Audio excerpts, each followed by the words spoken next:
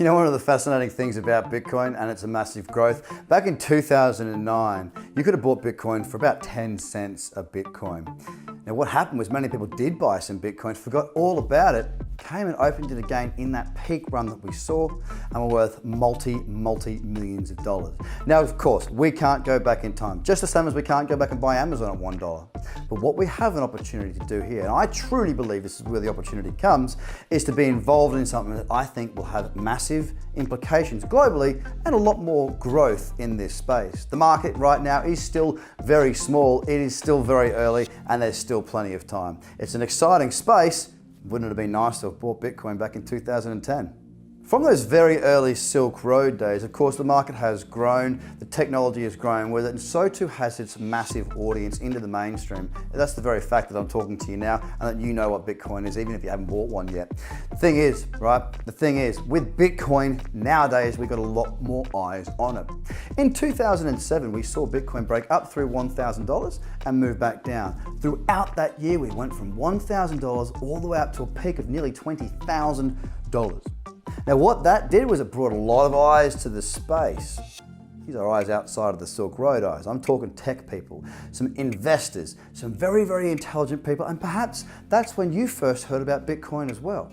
The space is growing, the space is evolving, and the types of conversations that we're having literally today about the growth and who's in this market. Think Goldman Sachs, think all the big banks, most of the big banks, big corporations.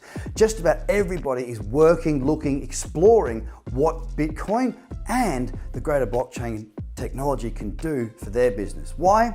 Not because they're silly, because now it's maturing. The maturing of this marketplace is going to fuel the next big move. So why would we use Bitcoin over, say, normal currency, fiat currency?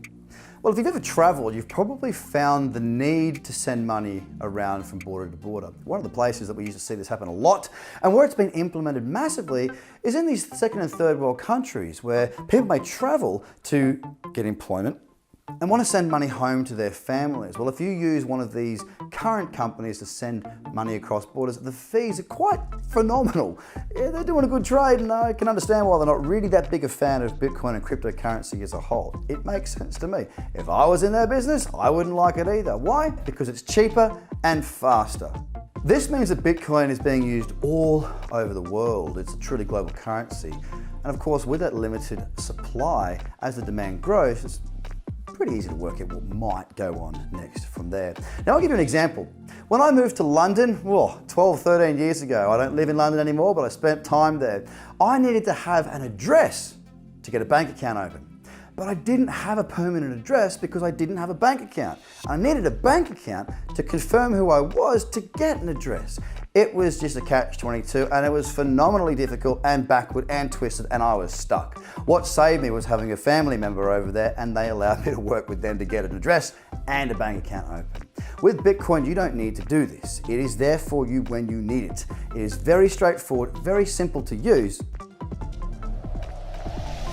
And a secondary measure is think about going when you're traveling to the place where you exchange money. You look at that and you go, geez. If you're a foreign exchange trader like I have been for many, many years, you actually look at that, it's absolute pure daylight robbery. With Bitcoin, you can send it from border to border and you do not suffer the consequence of having to ask what? For someone else's money on your holiday? Come on, holidays are expensive enough. The use of Bitcoin means I can travel anywhere in the world, my Bitcoin remains the same value, and I just need to convert it across into the dollars or the currency of that country, and I'm good to go. So again, you can just see another way that Bitcoin can be used in your everyday life. Again, another reason why we believe it's going to go even further than what it has done now. So what's Bitcoin's value derived of? Well, just like any market, it's about supply and demand. Whatever people want to use Bitcoin, trade Bitcoin, or transact with Bitcoin, you're going to have a value there. Now the difference between Bitcoin and gold, there's not really that much. The main one, based on the supply and demand principles, is that there is a limited amount of Bitcoin. There will never be more Bitcoin ever made again. Again, we are not able to forge or counterfeit a Bitcoin. Now think about gold. This is another thing that we perceive as value, and Bitcoin, as I say, has been called digital gold, and here's why. With gold, we don't know how much gold there is in the world. We do, however, know it costs this much to mine an ounce of gold. We also can do exactly the same for each Bitcoin. Remember earlier when I said about the trustless system whereby all the computers running the same software verify your transaction, therefore never having any errors? Well, those computers are what we call miners, the same as with gold. So there is an actual value there for doing something, and that value is true. The trick to Bitcoin's price increasing, and it is still such an emerging tiny little market, is people like you starting to understand not just the word Bitcoin, but what it can actually do. Cheaper transactions, faster transactions, a global currency with a limited supply.